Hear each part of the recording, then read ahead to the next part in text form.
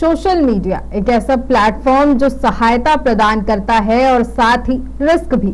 Social media आजकल लोगों पर कितना और कैसे प्रभाव डाल रहा है और आने वाले समय में सोशल मीडिया में क्या कुछ बदलाव होने वाले हैं। हालांकि अब एआई ने भी अपनी दावेदारी पेश करना इस रेस में शुरू कर दी है। नमस्कार, मैं खुशी सिंह, स्वागत है आपका स्वदेश 24x7 के खास प्रोग्राम मंथन में। और आज हम बात करेंगे सोशल मीडिया। सोशल मीडिया एक ऐसा मुद्दा है जहां लोग समझने की कोशिश करते हैं कि आखिर क्या दुष्प्रभाव और क्या अच्छे प्रभाव हो सकते हैं। बच्चों पर इसका कितना असर पड़ेगा और अब आने वाले समय में, हालांकि एआई का जमाना है, तो कैसे अब एआई लोगों की जॉब छीन सकती है या फिर कह सकते हैं लोगों की जॉब को और आसान बना सकती है। सोशल मीडिया पर करेंगे मंथन में खास चर्चा। आज हर कोई सोशल मीडिया का दीवाना है, लेकिन ये सोशल मीडिया हमारे लिए कितना खतरनाक साबित हो सकता है, इसका अंदाजा लगा पाना मुश्किल है। अगर हम बात करें जागरूकता की, तो सोशल मीडिया के माध्यम से जानकारी बहुत ही आसानी से मिल जाती है, लेकिन यही सोशल मीडिया क्राइम को बढ़ावा देने के लिए भी अपनी महत्वपूर्ण भूमिका निभा रहा है। पिछले 10 वर्षों का डाटा देखा जाए तो सोशल मीडिया से लोगों को इंफॉर्मेशन तो मिली, लेकिन इससे नुकसान काफी हद तक देखा गया। बच्चों के व्यवहार में नकारात्मकता बढ़ी तो युवा वर्ग अपने लक्ष्य को छोड़कर सोशल मीडिया में रील सरकाने पर बिजी हो गया। न ही शिक्षा की गुणवत्ता बढ़ी और न युवा वर्ग ने रोजगार या स्वरोजगार की तरफ ध्यान दिया। गिने चुने कुछ युवाओं में से कुछ यूट्यूबर बने तो कुछ इन्फ्लुएंसर बनकर अपनी आय बढ़ाने में लगे हैं, लेकिन सवाल अब भी यही है कि करोड़ों लोगों में से अगर इक्का दुक्का लोग आगे बढ़ भी गए तो इसे सोशल मीडिया का फायदा कहें या नुकसान। Bureau report. इसी कड़ी में आज हमारे साथ जुड़े हैं स्वदेश 24x7 के एग्जीक्यूटिव एडिटर और बरमेचा टेक्सटाइल बरमेचा एलिवेटर के मालिक कैलाश जैन बरमेचा जी। नमस्कार सर, बहुत बहुत स्वागत है आपका स्वदेश 24x7 के खास प्रोग्राम मंथन में। नमस्कार खुशी जी, नमस्कार जी। सर, मेरा आपसे पहला सवाल यही रहेगा कि सोशल मीडिया बहुत आसान कहा जाता है कि बहुत आसान चीज़ों को बना देता है और कहीं ना कहीं बच्चों पर भी दुष्प्रभाव डाल रहा है। बात सही है आपकी। सोशल मीडिया आसान तो बना रहा है, लेकिन ये वरदान के साथ साथ अभिशाप का भी रूप दिख रहा है इसमें, क्योंकि हमारी खुद की जो स्टेमिना है, मेमोरी पावर है, वो ख़त्म होते जा रही है। हमारी खुद की रचना, सोचने की शक्ति पहले की अपेक्षा काफ़ी कमज़ोर हो रही है। जैसे पहले हम गुणांक कर लेते थे जब कैलकुलेटर का आविष्कार नहीं हुआ था जी, और आज हमें कैलकुलेट करने बोला जाएगा तो बिना कैलकुलेटर के कैलकुलेट नहीं कर सकते। उसी प्रकार से कि हमारी जो थॉट है उसकी ब्रेन एक्सरसाइज होनी बंद हो जाएगी आने वाले समय में। तो इसको एक निश्चित समय तक ही यूज़ करना चाहिए। जब देखो, जब मोबाइल या अपन लैपटॉप या डेस्कटॉप के द्वारा एआई का उपयोग करें तो हमारी अंदर की जो स्टेमिना है वो धीरे धीरे ख़त्म होगी, और ये ऐसा दिख रहा है। इसलिए ये अभिशाप है और इसको वरदान के रूप में भी माना जा सकता है। और वरदान के रूप में उपयोग करने के लिए सटीक तरीके से इसका उपयोग करना चाहिए और उसके बाद खुद को इसके ऊपर मंथन करके आगे बढ़ना चाहिए। जी। जैसा कि आपने बात किया कि जो बुद्धि विकास होता है कैलकुलेटर के आने से, हालांकि नहीं उतना बुद्धि का या फिर विकास हो पा रहा है बच्चों में लगातार, तो इसके लिए क्या कुछ दूसरे ऑप्शंस हो सकते हैं? क्या हम अबेस्कस यूज़ कर सकते हैं या फिर और भी क्या चीज़ें हैं जिनसे बुद्धि का विकास या फिर कहें ब्रेन एक्सरसाइज हो सकती है? ब्रेन एक्सरसाइज के लिए कुछ गेम्स होते हैं, जैसे शतरंज का गेम है, वो खेलना चाहिए। और सभी प्रकार के खेल कूद में बच्चों को हो चाहे बड़े को हो, बड़े के लिए ऐसा कहा जाए तो योगा के रूप में हो गया, और बच्चों के लिए कहा जाए तो स्कूल की पीटी से लेकर सारी क्रीड़ा सांस्कृतिक प्रोग्राम में जागरूकता रहनी चाहिए। नहीं तो आने वाले समय में टेबल कुर्सी में के लायक ही रह जाएगा और शरीर के बहुत सी विकृतियां पैदा हो जाएगी। बैक से लेकर सभी प्रकार के दोष आ जाएंगे, शरीर का लचीलापन भी खत्म होगा। क्योंकि जब भी हम एआई का प्रयोग करते हैं तो माइंड को कंसंट्रेट करना पड़ता है, और माइंड को कंसंट्रेट करने के लिए बॉडी को पहले कंसंट्रेट कर लेते हैं, हिलाते नहीं हैं। ऐसे अपन जैसे कि सिनेमा हॉल में बैठते हैं तो एकाग्रता से बैठते हैं तब स्टोरी समझ में आती है, वैसे ही एआई से सवाल करने के लिए भी कंसंट्रेट होना पड़ता है, सवाल करना आना चाहिए। तो इसका एक लिमिटेशन होना चाहिए कि 10 मिनट आधी घंटा से ज़्यादा इसका उपयोग ना किया जाए। प्रत्येक व्यक्ति का ये कर्तव्य होना चाहिए कि समझ होनी चाहिए उसकी कि ज़्यादा इसका उपयोग ना करें, कम उपयोग करके ज़्यादा उसके ऊपर चिंतन करें। सर, आपकी नज़र में सोशल मीडिया जो है उसका सबसे बड़ा फायदा क्या है? कैसे ये लोगों के जीवन को आसान बना रहा है? सोशल मीडिया का फायदा है, जो पहले शहर से गांव तक लोग जुड़े नहीं थे वो सोशल मीडिया के माध्यम से शहर के लोग गांव से जुड़ गए हैं। एक कश्मीर से कन्याकुमारी तक सारे लोग आपस में जुड़ गए हैं। तो अब ऐसा कोई नहीं रहा कि ये नॉन एजुकेटेड है, गांव का आदमी है, तो वो भी तुरंत गूगल से इसे देख के हर चीज़ की जानकारी हो जाती है उसको। तो ये सोशल मीडिया बहुत अच्छी चीज़ है, इसका सदुपयोग हो रहा है। लेकिन एआई के आने से हमारे मस्तिष्क में विकृति आ सकती है, और एआई कई एप्लीकेशन आ गए हैं उसके, चैट जीपी जैसे, जो कि हमारे अंदर में संकीर्णता ला रहा है। उसके ऊपर चिंतन करना चाहिए, नहीं तो ये बहुत बड़े अभिशाप के रूप में होगा। इसके साथ मैं समझता हूँ कि कुछ ऐसे भी देश हैं जो एआई की मदद से, चैट जीपी जैसे, उनकी मदद से हमारे पूरे क्लू भी ले रहे हैं। तो हमें सावधानीपूर्वक और एकदम संतुलित सवाल करते हुए इस कार्य में बैठना चाहिए। के बाद फिर लौटेंगे, कैलाश जी से चर्चा करेंगे कि क्या कुछ सोशल मीडिया के असर हो सकते हैं और कैसे अब एआई जो है वो असर डाल रहा है लोगों पर।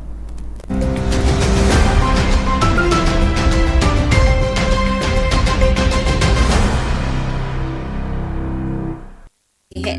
भावी पीढ़ियों के लिए हरित और स्वच्छ विश्व के लक्ष्य के प्रति हम प्लास्टिक प्रदूषण को समाप्त करने के लिए प्रतिबद्ध हैं। मानव एवं भूमंडल के लिए एनएमडीसी जिम्मेवार खनन वैज्ञानिक सुस्थिर खुशियां बिखेरते हुए।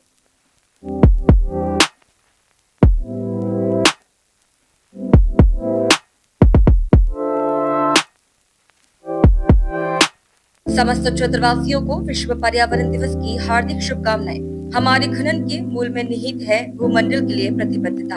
उत्तरदायित्व पूर्ण खनन के अग्रदूर रहकर हम निवल शून्य उत्सर्जन के लिए प्रयासरत हैं, जैव विविधता का संरक्षण कर रहे हैं, प्राकृतिक आवास की बहाली कर रहे हैं और नवकरणीय ऊर्जा को अपना रहे हैं। भावी पीढ़ियों के लिए हरित और स्वच्छ विश्व के लक्ष्य के प्रति हम प्लास्टिक प्रदूषण को समाप्त करने के लिए प्रतिबद्ध हैं। मानव एवं भूमंडल के लिए एनएमडीसी जिम्मेवार खनन वैज्ञानिक सुस्थिर खुशियां बिखेरते हुए।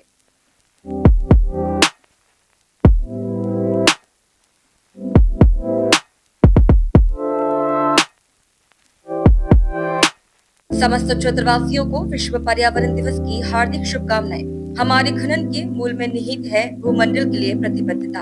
उत्तरदायित्व पूर्ण खनन के अग्रदूर रहकर हम निवल शून्य उत्सर्जन के लिए प्रयासरत हैं, जैव विविधता का संरक्षण कर रहे हैं, प्राकृतिक आवास की बहाली कर रहे हैं और नवकरणीय ऊर्जा को अपना रहे हैं। भावी पीढ़ियों के लिए हरित और स्वच्छ विश्व के लक्ष्य के प्रति हम प्लास्टिक प्रदूषण को समाप्त करने के लिए प्रतिबद्ध हैं। मानव एवं भूमंडल के लिए एनएमडीसी जिम्मेवार खनन वैज्ञानिक सुस्थिर खुशियां बिखेरते हुए।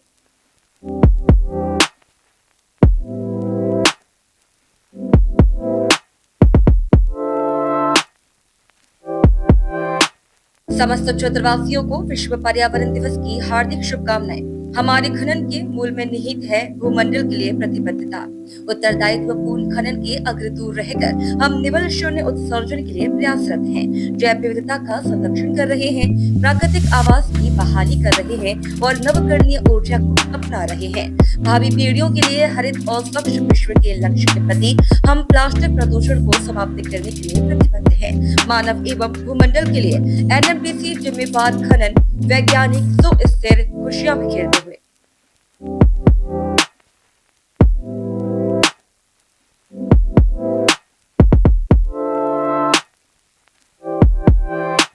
समस्त क्षेत्रवासियों को विश्व पर्यावरण दिवस की हार्दिक शुभकामनाएं। हमारे खनन के मूल में निहित है भूमंडल के लिए प्रतिबद्धता।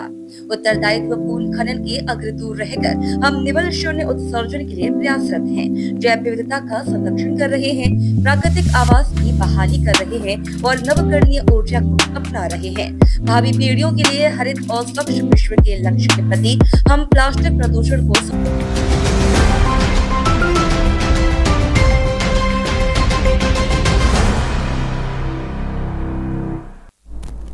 एक बार फिर स्वागत है आपका खास प्रोग्राम मंथन में। बात करेंगे कि कैसे सोशल मीडिया जो है लोगों पर असर डाल रहा है और क्या कुछ इसके दुष्प्रभाव या अच्छे प्रभाव हो सकते हैं। हालांकि बच्चों पर कई दुष्प्रभाव देखने को मिल रहे हैं। ज्यादातर समय में आज हर जो है फोन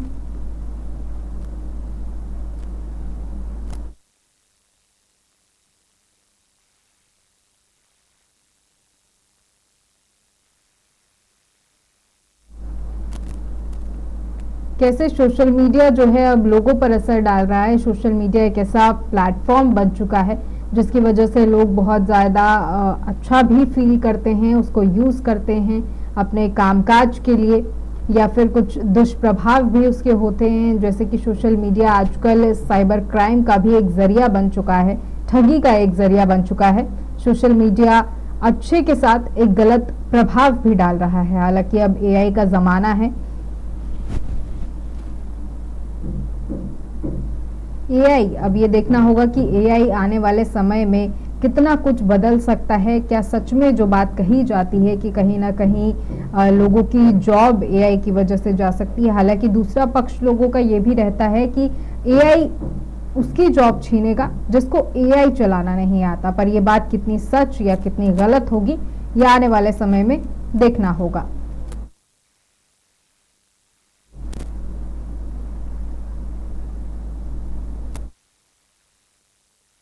कड़ी में हमारे साथ कैलाश बरमेचा जी मौजूद हैं। इनसे चर्चा करेंगे कि क्या कुछ AI के प्रभाव हो सकते हैं और क्या कुछ नजरिया होता है AI या फिर सोशल मीडिया को देखने के लिए। सर, अभी हमने बात करी थी ChatGPT की। ChatGPT के बारे में हालांकि आप बता रहे थे कि क्या कुछ अच्छे प्रभाव उसके हो सकते हैं, कैसे वो जीवन को आसान बना रहा है। क्या कुछ दुष्प्रभाव ChatGPT के हो सकते हैं। हालांकि कभी कभार ये भी देखा जाता है कि बच्चे जो हैं वो अपनी प्रोजेक्ट फाइल्स हो या फिर स्कूल की चीज़ें हो, वो ChatGPT के थ्रू निकाल के अपना कार्य पूरा करके और अपने टीचर्स को जो है दिखा देते हैं। अपने बुद्धि का विकास या फिर कहें कि उसको अच्छे से लिख नहीं पाते। ChatGPT का कहीं ना कहीं गलत तरीके से यूज़ करके अपनी चीज़ों को अपने एजुकेशन में लेके आते हैं।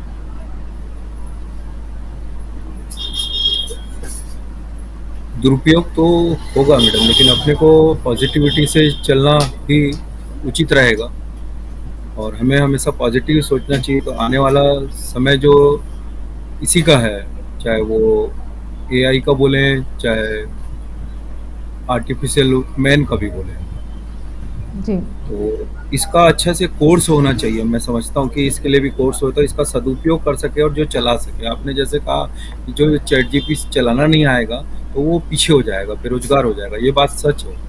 तो इसलिए इसका कोर्स होना चाहिए, लेकिन इसका प्रतिबंध कैसा लगाया जाए ये चिंता का विषय है। कि जैसे आपने बोला कि स्कूल के बच्चे अपनी प्रैक्टिकल की बुक्स भी इसी से फिलअप कर देते हैं, कर देंगे, तो ये बहुत चिंता का विषय है और इसके ऊपर चिंतन करना पड़ेगा अपने को। हालांकि हम कुछ भी चिंतन करते हैं तो उसके लिए हमें एक रूबरू चित्र चाहिए होता है जो उसका अवलोकन करे कि और दिशा निर्देश दे कि ये लेख ऐसा कहना चाह रहा है। उसके लिए ये रामबाण कार्य करता है ChatGPT। लेकिन है, इसका दुरुपयोग तो होगा मैडम, और बहुत से देश इसको सुरक्षा के लिए भी और सेंध मारने के लिए भी यूज़ करेंगे, और बहुत ज़्यादा तो इसके बारे में अभी कहना उचित नहीं है। जी, लेकिन इसके ऊपर अंकुश लगाना चाहिए प्रशासन को, शासन को, जी, और ये विचार करने वाला विषय है। जी, यानी कि AI का अगर अच्छे से हम उपयोग करें तो वो हमारे लिए एक अच्छी चीज़ हो सकती है, एक पॉजिटिव चीज़ हो सकती है। लेकिन वहीं अगर हम बात करें एजुकेशन सिस्टम की तो प्रतिबद्धता कहीं ना कहीं होनी चाहिए जब वो बात आती है प्रोजेक्ट फाइल्स की या फिर होमवर्क्स की। जी जी सर, अगर बात करें बच्चों की तो सोशल मीडिया पे माना जा रहा है कि आजकल पेरेंट्स जो होते हैं जब वो अपने कामकाज में बिजी हो जाते हैं, एक बिजी शेड्यूल पेरेंट्स का हो जाता है, तो लगातार अपने बच्चों को फ़ोन पकड़ा देते हैं। इस बारे में क्या कहना है, क्या दर्शकों को बता सकते हैं कि कैसे जो बच्चे हैं उनको फ़ोन ना दे के किसी और एक्टिविटी उन्हें दे, जैसे कि अबेस्कस हो या फिर और भी चीज़ें, खेल की सामग्रियां हो, वो दे सकते हैं ताकि अच्छे से उनका विकास हो पाए और ज़्यादा से ज़्यादा वो फ़ोन से दूर रह सके, ताकि उनकी आईज़ या फिर हेल्थ पे कोई ज़्यादा असर ना पड़े। आजकल क्या है, एकल जीवन की सोच हो गई है। सारे लोग आजकल सामूहिक परिवार जो रहता था वैसा रह नहीं पा रहे हैं। घर में 2 या 3 सदस्य होते हैं, तो बच्चों से छुटकारा पाने के लिए पेरेंट्स दे रहे हैं, ये तकलीफ है। तो उसका समाधान तो ऐसे करना मुश्किल है मैडम। जो पहले संयुक्त परिवार रहता था, वैसे संयुक्त परिवार रहे तो बच्चे आपस में ही खेलते हैं, नहीं तो अब रिजर्व माइंड हो रहा है बच्चों का भी। समूह में जल्दी से जाना नहीं चाहता कोई भी बच्चा, तो इसके लिए थोड़ा सा पुरानी पीढ़ीवादिता में भी थोड़ा सा बहुत सी बातें पुराने लोगों की, बुजुर्गों की सही होती थी, संयुक्त परिवार वाली, तो उस पर भी विचार होना चाहिए, लोगों को सोचना चाहिए। क्योंकि अकेले रहने से चिकित्सा से संबंधित इधर उधर बहुत सारी तकलीफें भी भविष्य में आ सकती है, तो उससे बच्चे आपस में ही खेलने लग जाएंगे। और अब अगर बच्चे आपस में नहीं खेलेंगे तो मोबाइल के सिवाय करेंगे क्या?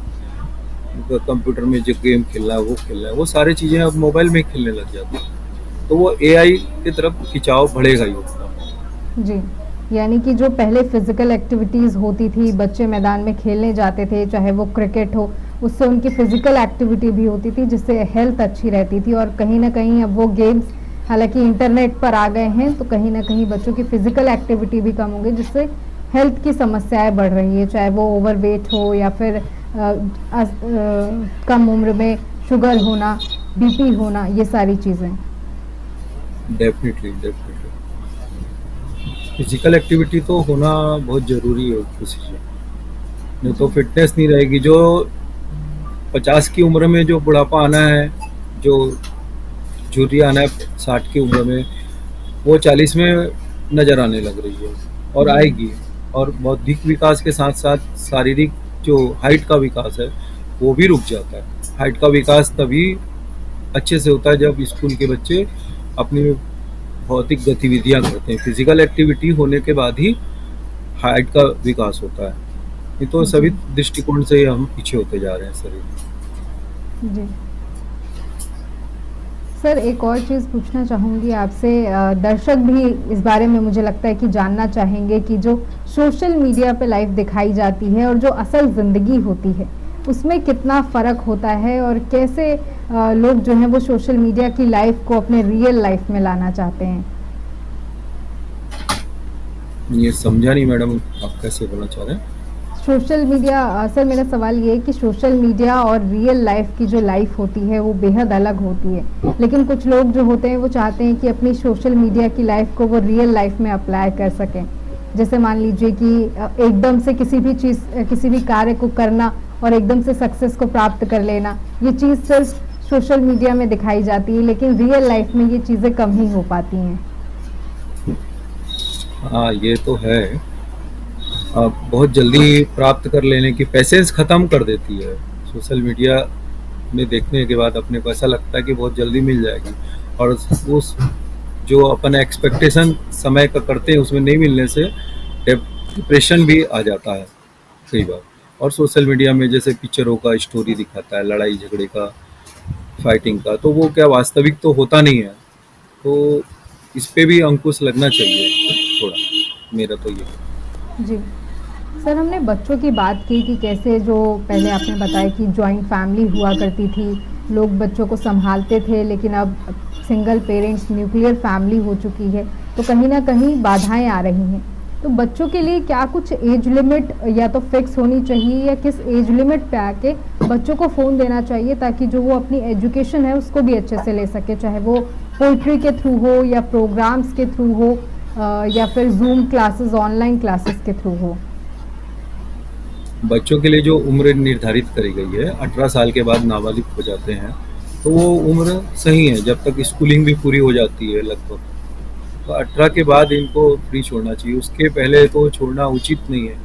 और हम खुद जो बुजुर्ग लोग हैं, बड़े लोग हैं, यही कामना करते हैं कि बच्चे से मोबाइल के बारे में जानकारी ले लें, सोशल मीडिया के बारे में जानकारी ले लें, बढ़ावा देते हैं हम उनको। ये ऐप कैसे डाउनलोड होगा, ये कैसे होगा, वो कैसे होगा, तो हम उनको बढ़ावा दे रहे हैं, मोटिवेट कर रहे हैं एक प्रकार से। तो हमें अपना कार्य खुद करना चाहिए, तभी वो अपना कार्य करेंगे। जी हम उनको शाबाशी दे देते हैं कि बहुत अच्छा है, इसको जानकारी है मोबाइल के बारे में, तो वो ही उनको पीछे ले जा रहा है जी फिजिकली से।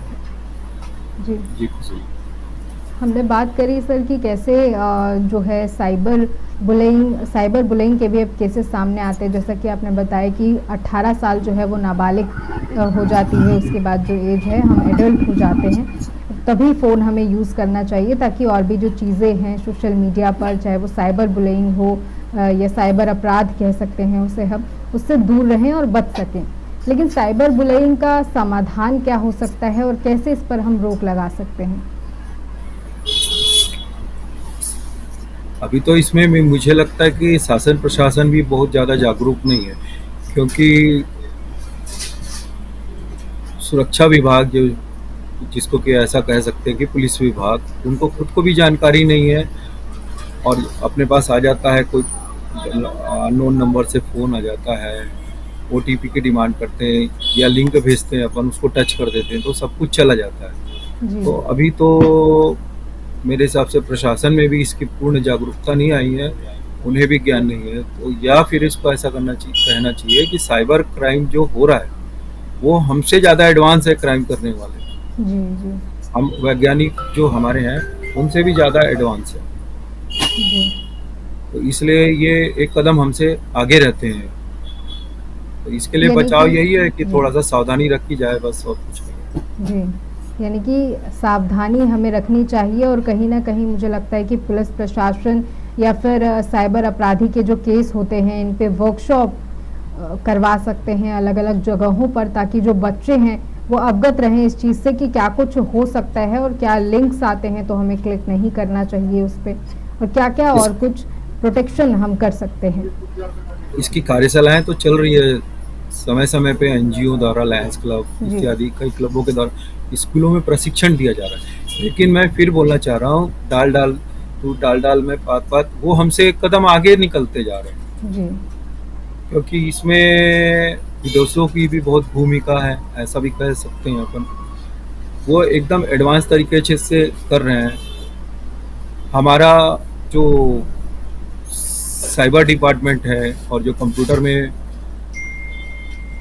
इंटेलिजेंसी का है, उन्हीं के कुछ लोग इसको लीक करके आगे बढ़ा रहे हैं, तभी वो साइबर क्राइम कर रहे हैं। क्योंकि ये साइबर क्राइम करने वाले कोई शिक्षित नहीं है, बहुत ज़्यादा 9-10 तक ही उनका एजुकेशन होता है, लेकिन उनके लिंक कहीं जुड़े हुए हैं और वही हमारी कमजोरी है, जी मेरा ऐसा सोचना है। जी जी। सर, हमने अभी बात करी थी कि बच्चों के बारे में बात करी थी कि क्या एज लिमिट और क्या एज होना चाहिए। तो जो छोटे बच्चे हैं उन पर क्या पेरेंट्स की नज़र होनी चाहिए, क्या पेरेंट्स को नज़र रखनी चाहिए लगातार कि बच्चे सोशल मीडिया पर क्या देख रहे हैं, किस तरह का कंटेंट वो ले रहे हैं? हालांकि कुछ कंटेंट्स ऐसे भी आते हैं जिससे बच्चे और ज़्यादा डिप्रेशन में चले जाते हैं सक्सेस ना मिलने की वजह से, या कह सकते हैं कुछ ऐसे कंटेंट्स होते हैं जो एजुकेशन सिस्टम या फिर सुसाइडल केसेस पे होते हैं, जिससे बच्चों पे बहुत प्रभाव पड़ रहा है। आपका सवाल तो बहुत अच्छा है खुशी जी। एक्चुअली क्या होता है, हम जीवन के किसी मोड़ पे अचानक से मॉनिटरिंग करेंगे तो बच्चे उसको स्वीकार कभी नहीं करने लगेंगे। जी शुरू से ही बच्चों से दोस्ताना व्यवहार करना चाहिए और सभी प्रकार की बच्चों को सुविधा देना चाहिए। उनको ये महसूस होना चाहिए बच्चों को कि मेरे पेरेंट्स हैं और सही है, मेरे से कुछ छुपाते नहीं है, तभी वो दोस्ताना व्यवहार रहेगा। अचानक के ज़िंदगी के किसी मोड़ में 12 साल 15 साल में हम उन पे अगर अंकुश रखना चाहेंगे तो वो छुपेगा और छुप के कर लेगा जो कार्य करना है उसको। तो दोस्ताना व्यवहार अगर हम बचपन से उससे रखेंगे तो बच्चा कभी गलती नहीं करेगा, और हमें भी उनके ऊपर ट्रस्ट करना पड़ेगा, और ट्रस्ट करेंगे तो हमारे रिस्पेक्ट का वो ध्यान रखते हुए अपने कार्य को सही ढंग से करेगा, और हमारे सम्मान में कोई कमी नहीं होगी। और ऐसा मैंने महसूस भी किया है। जी, अभी हमने बात करी थी सर साइबर बुलिंग की। इसी संदर्भ में एक और सवाल आता है कि फेक न्यूज़ आजकल बहुत चर्चा में रहती है, तो फेक न्यूज़ और अफवाहों से लोग कैसे बच सकते हैं? क्या इसका सॉल्यूशन हो सकता है? कैसे चीज़ों को वो जो है वो चेक कर सकते हैं कि क्या ये फेक है, किसी एजेंसी या फिर किसी स्थल की जगह से चलाया गया है, फेक अफवाहें, फेक न्यूज़ फैलाने का? ये सब ज़्यादातर जो होता है फेसबुक वगैरह में होता है, तो अनजाने में जो लिंक आ रहे हैं या कुछ आ रहे हैं, न्यूज़ आ रही है, तो उस पर ध्यान ना दें। जो रजिस्टर्ड नंबर है हमारे फ्रेंड्स का, दोस्तों का, परिचितों का, उसी पे ध्यान दें। और ग्रुप्स में जो बहुत सारे आ जाते हैं फेक न्यूज़ के, वो समझ में आ जाते हैं, उनसे दूर रहना चाहिए मेरे हिसाब से। जी, ठीक। आजकल सर इंस्टाग्राम चलाते हुए हर कोई रील्स या शॉर्ट्स देखता है। रील्स और शॉर्ट्स हालांकि यूट्यूब, टिकटॉक इन सब पे भी मिल जाते हैं, लेकिन इंस्टाग्राम जो है एक मेन सोर्स अभी बना हुआ है। तो क्या कुछ युवाओं के अंदर इस चीज़ को लेके आता है कि हम जो है रील्स बना के या फिर यूट्यूब पे एक यूट्यूबर बन के हम अच्छा कमा सकते हैं? क्या ये एक समय का व्यर्थ करना है, या फिर ये कोई चीज़ है सिर्फ एंटरटेनमेंट बेसिस पर उसे रखा जाना चाहिए और एजुकेशन को हमेशा इम्पोर्टेंस देनी चाहिए? थोड़ा बहुत तो करेंगे ही, बच्चे हों चाहे बड़े हों, रील्स वगैरह बनाना ये अपनी खुशी के लिए करते हैं, कि बहुत जी। ज़्यादा इसमें समा जाते हैं, वो एक गलती होती है। और सबसे पहले तो उनका, बच्चे हों चाहे बेरोजगार हों, टारगेट अपना रहना चाहिए, एक लक्ष्य कि मुझे ये हासिल करना है। हासिल करने के बाद इंजॉय करें तो ज़्यादा बेहतर है। बच्चे अपनी शिक्षा में ध्यान दें, और कंटिन्यू तो पढ़ नहीं सकते 12-13 घंटे, तो बीच बीच जी। में तो करना ही पड़ेगा, सोशल मीडिया से जुड़ना ही पड़ेगा। उसी प्रकार से बेरोजगार का भी लक्ष्य होना चाहिए कि मुझे एक्सपीरियंस लेना है, ये करना है। तो सभी बातों में यही निष्कर्ष निकलता है कि लिमिट में, कंट्रोल में, अपने आप को सेल्फ कंट्रोल से मोबाइल से दोस्ती रखनी चाहिए लिमिट में, और नहीं तो फिर उसको हट जाना चाहिए। जी। ज़्यादातर या तो फिर उसका दूसरा विकल्प ये है कि एक कीपैड मोबाइल भी रखे और एक एंड्रॉयड मोबाइल भी रखे। कीपैड से अपना रोज़मर्रा का काम करें सब। सर मेरा सवाल ये है कि सोशल मीडिया पे क्या सचमुच प्राइवेसी मेंटेन करना बहुत ज़्यादा इम्पॉर्टेंट है, या फिर कह सकते हैं कि हम कहीं ना कहीं कोई चूक कर देते हैं जिसकी वजह से हमारे साथ साइबर बुलिंग या फिर साइबर अपराध जैसे केस हो जाते हैं?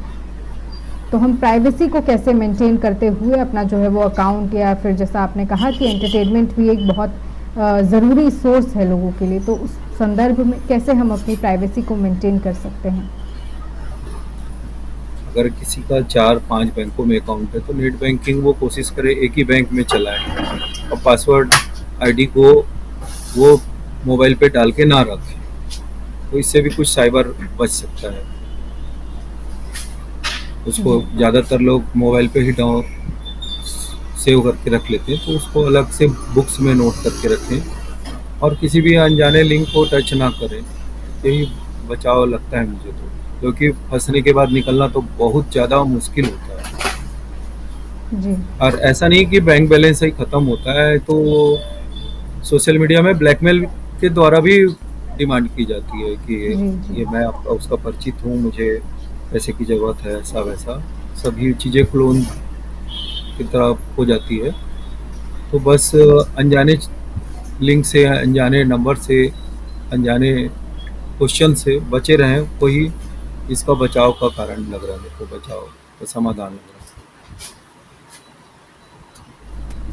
तो आपने देखा कि कैसे कैलाश जैन बरमेचा जी ने हमारे साथ जानकारी साझा की कि कैसे एआई का अब जो ज़माना है वो आ रहा है, और नौकरियों पर क्या कुछ चीज़ें अब हो सकती हैं, और क्या कुछ बच्चों पर असर जो है अब फ़ोन का पड़ रहा है। और पहले जॉइंट फैमिली हालांकि हुआ करती थी, लेकिन अब न्यूक्लियर फैमिली की वजह से कहीं ना कहीं चीज़ें थोड़ी बहुत बिगड़ती जा रही हैं। सर आपका बहुत बहुत धन्यवाद हमारे साथ जुड़ने के लिए, स्वदेश 24x चैनल के खास प्रोग्राम मंथन से जुड़ने के लिए। फिलहाल खबरों में इतना ही। देश और दुनिया की तमाम बड़ी खबरें देखने के लिए बने रहे स्वदेश 24/7 के साथ।